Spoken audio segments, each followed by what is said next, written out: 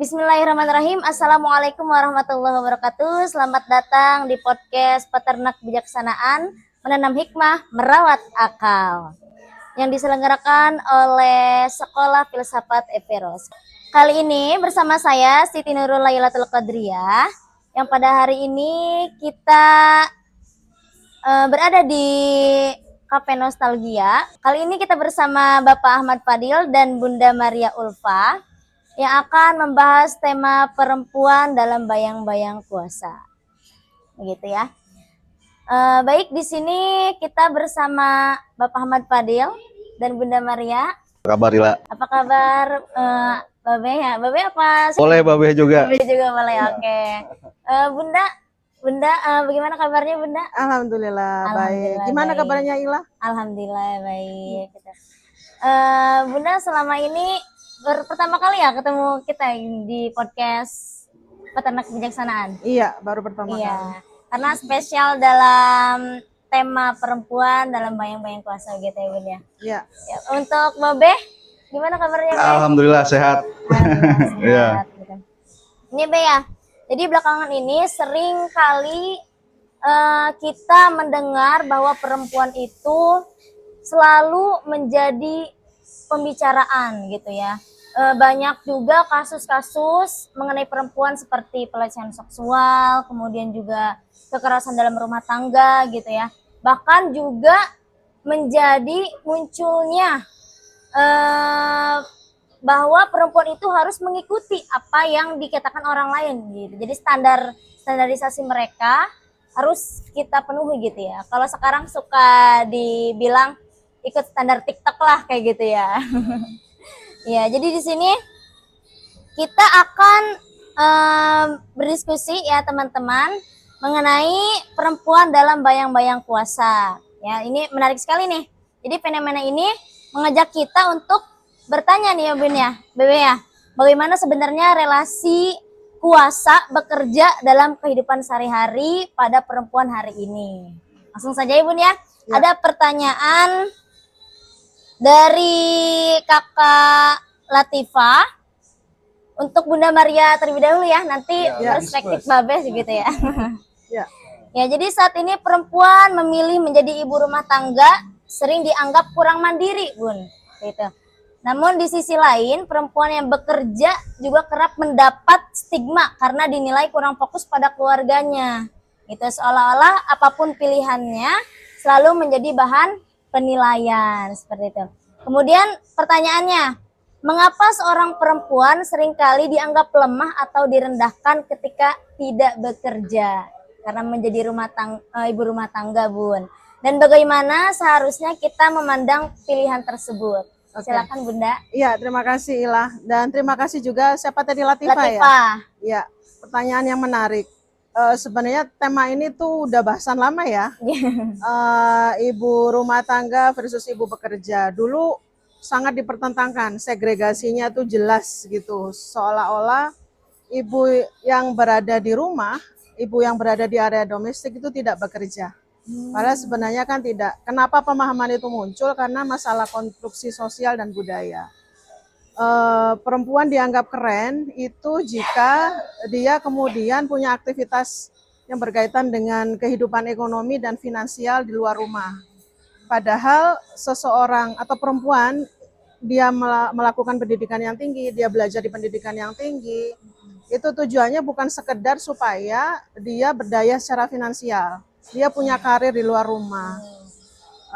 Sayang sekali nilai pendidikan perempuan jadi direduksi supaya perempuan punya aktivitas yang berkaitan dengan finansial di luar rumah. Padahal sebenarnya pendidikan yang terdidik bagi seorang perempuan itu tujuannya untuk mengangkat harkat dan nilai perempuan sehingga bisa beraktivitas dan memilih aktivitasnya secara sadar di pilihan peran apapun. Kalau kita cermati sebenarnya perempuan yang berkarya di rumah itu juga sangat berharga. Memang tidak bisa langsung semata-mata dinilai dengan uang seperti perempuan yang berkarya di luar rumah, karena ada aspek-aspek tertentu yang dia mesti mempersiapkan dulu sebelum berkarya keluar rumah. Misalnya seperti ini, perempuan menjadi aktif di dalam rumah, produktif di dalam rumah, mendidik anak-anaknya secara benar, mengelola keluarga secara benar, itu sebenarnya dia juga sedang mengelola peradaban menuju ke area atau meningkatkan kualitas peradaban manusia ke kualitas yang lebih tinggi. Dan jangan dikira pula bahwa perempuan saat beraktivitas di dalam rumah atau di dalam lingkungannya itu tidak bisa produktif. Karena bisa diuji bahwa perempuan juga bisa menggerakkan masyarakatnya. Misalnya dengan kelompok-kelompok dasawisma, kelompok-kelompok PKK, kemudian kelompok-kelompok yang berkaitan dengan hobi, yang berkaitan nanti ujungnya dengan aktivitas keuangan yang bisa menunjang keluarga. Memang semuanya butuh waktu ya, semuanya butuh prioritas. Mungkin pilihan saat seseorang perempuan itu kembali ke rumah, itu satu yang diutamakan tentu dirinya dan keluarga. Bisa jadi pilihan itu karena kebutuhan dan prioritas hidupnya saat ini adalah itu. Tapi next step selanjutnya bisa jadi karena ada kebutuhan-kebutuhan yang lain, misalnya aktualisasi diri tanpa meninggalkan rumah. Dan COVID itu mengajarkan kita banyak hal sebenarnya. Di hikmahnya COVID adalah sudah menjadi pudar gitu ya, batas antara perempuan yang bekerja di dalam rumah dan perempuan yang bekerja di ruang publik. Dengan adanya work from home, itu sebenarnya perempuan bisa sangat fleksibel bekerja di mana saja. Dengan penguasaan teknologi, dengan pendidikan tinggi, dia bisa berkarya juga dari dalam rumah. Bahkan sekarang work dengan remote pun gitu ya, remote work itu bisa dilakukan oleh perempuan tanpa meninggalkan rumah, maupun dia tetap bisa berkarya di publik dan menghasilkan keuangan untuk dirinya sendiri. Jadi menurut saya stigma itu lama-lama bergeser karena perubahan zaman. Dulu mungkin iya ya, dianggap perempuan di dalam rumah itu tidak produktif. Tapi kemudian dengan perkembangan zaman, pendidikan, penguasaan teknologi, dan bahkan COVID, itu semuanya menjadi lama-lama pudar. Betul. Ya. Terima kasih Bunda. Sekarang dari perspektif Babe. Iya, saya ingin menggarisbawahi 2 poin dari istri saya ya, dari Bunda Maria Ulfa tadi. Yang pertama tentang unpaid works, gitu ya, kerja-kerjaan yang nggak dibayar, nggak menghasilkan selip gaji, yang baik mau dikerjakan oleh perempuan ataupun laki-laki itu jadi sering kurang dihargai. Padahal pekerjaannya sangat penting. Ya misalnya pekerjaan di rumah tangga itu mulai dari bebersih pakaian, piring, kemudian lantai dan sebagainya. Kalau nggak punya asisten rumah tangga kan mesti ada yang mengerjakan. Kalau dikerjakan oleh perempuan itu mengambil waktu, mengambil tenaga dan sebagainya. Itu pekerjaan yang sangat penting tapi tidak dinilai secara finansial. Sementara masyarakat kita tadi sudah sangat materialistis gitu ya, menilai sesuatu seberapa besar nominal gaji yang diperolehnya. Itu salah satu penyebabnya.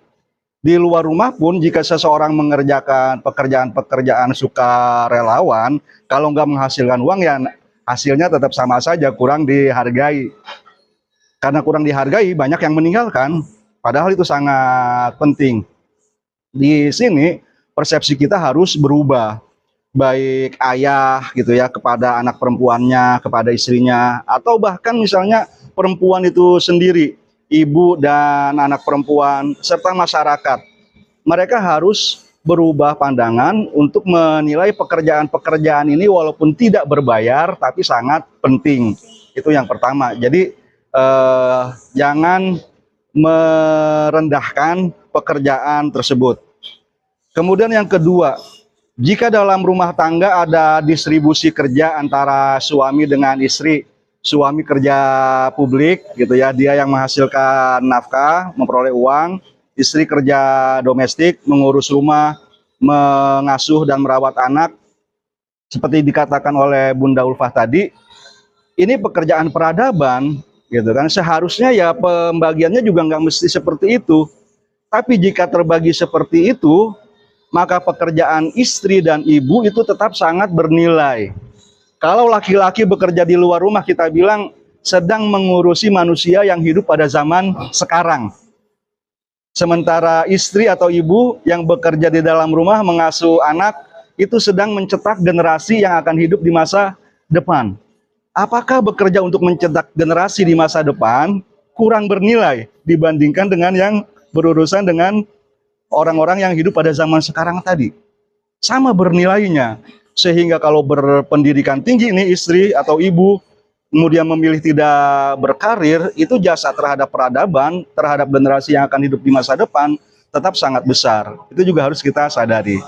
Oh iya betul ya. Jadi memang perspektif orang itu memang beda-beda ya, Babe ya, Bunda ya.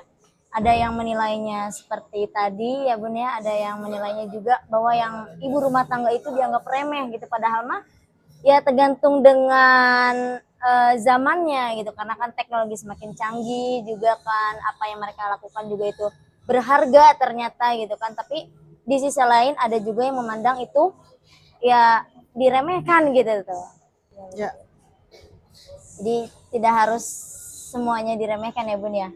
Baik, terima kasih Bunda Babe untuk pertanyaan selanjutnya.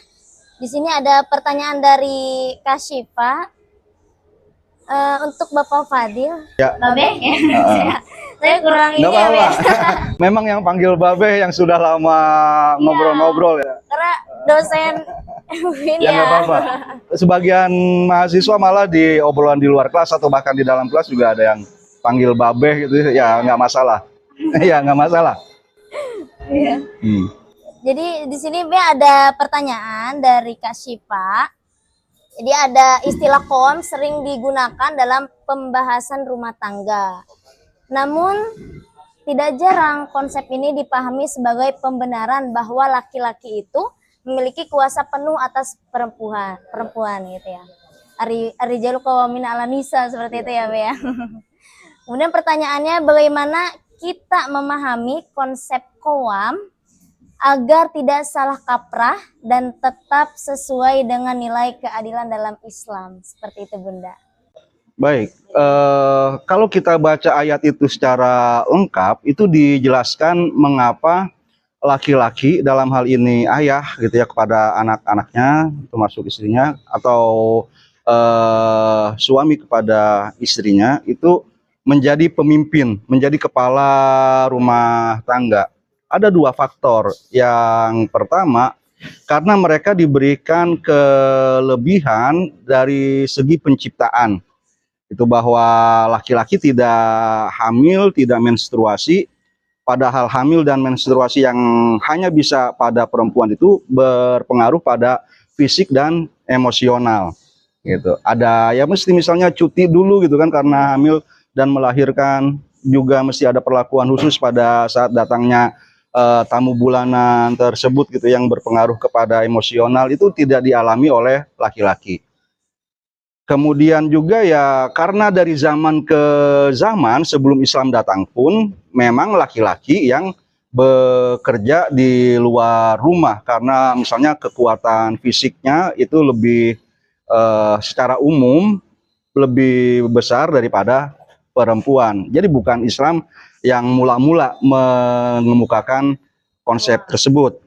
Kemudian yang kedua, karena laki-laki secara fikih, secara sosial, itu punya tanggung jawab menafkahi istri dan anak-anaknya. Sedangkan istri dan ibu tidak punya kewajiban menanggung nafkah kepada suami atau kepada anak-anaknya. Jadi pertama, bagi laki-laki untuk mendapatkan status pemimpin rumah tangga itu bukan karena sesuatu yang granted gitu ya, sesuatu yang sudah apa adanya, tapi dia harus membuktikan diri memang mampu gitu. Jangan lantas ya dia nggak punya penghasilan, punya kematangan emosional, intelektual, spiritual yang misalnya nggak mumpuni, nggak matang, tapi dia tetap ingin mempunyai privilege, punya keistimewaan seperti itu gitu. Ini kan aturan agama. Dia hanya mengambil sebagian ayat saja, melupakan kewajibannya yang dijelaskan pada bagian berikutnya. Kemudian yang kedua, bagi para perempuan menurut saya ya mereka juga sudah terlihat di masyarakat bahwa zaman sekarang seperti dikatakan Bunda Ulfah tadi memberikan kesempatan yang sangat luas untuk berkarya, untuk mematangkan diri secara intelektual, secara spiritual, sehingga misalnya bisa prestasinya lebih tinggi daripada laki-laki. Nggak ada halangan sama sekali, dan konsep Qawam ini juga bukan penghalang untuk itu. Begitu. Jika misalnya itu terjadi, ya tetap saja aturannya nggak berubah. Misalnya istri lebih mampu dalam hal agama daripada suaminya. Suaminya baca Quran nggak bisa lah, misalnya seperti itu. Istri yang mengajarkan. Siapa yang mesti jadi imam dalam sholat kalau misalnya sholatnya di rumah nggak berjamaah di masjid? Suami atau istri yang lebih mampu baca Quran? Menurut saya ya tetap aja suami, walaupun bisa bacanya hanya Al-Fatihah dan surah-surah pendek. Di luar itu ya tetap ya, kalau di luar sholat dia kembali belajar kepada istrinya, dia harus rela karena memang istrinya yang lebih mampu. Nggak mesti misalnya dalam satu komunitas laki-lakinya nih pengetahuan agamanya lebih rendah, lantas Ila yang jadi khotib di sana gitu kan. Yang mana Hila sholat Jumatnya aja nggak wajib gitu kan. Siapa di antara laki-laki itu yang pengetahuannya rendah misalnya, untuk tugas-tugas seperti itu tetap tidak berubah gitu. Kemudian yang kedua mesti saya pikir kaum perempuan juga berhati-hati gitu, karena banyak laki-laki gitu kan yang tadi saya sebut tidak matang secara ekonomi, secara emosional dan spiritual, ingin tetap memiliki keistimewaan tadi gitu kan. Nah, untuk menghadapi yang seperti ini, pertama dia harus punya kemandirian finansial yang membuat misalnya kebebasan dia untuk memilih,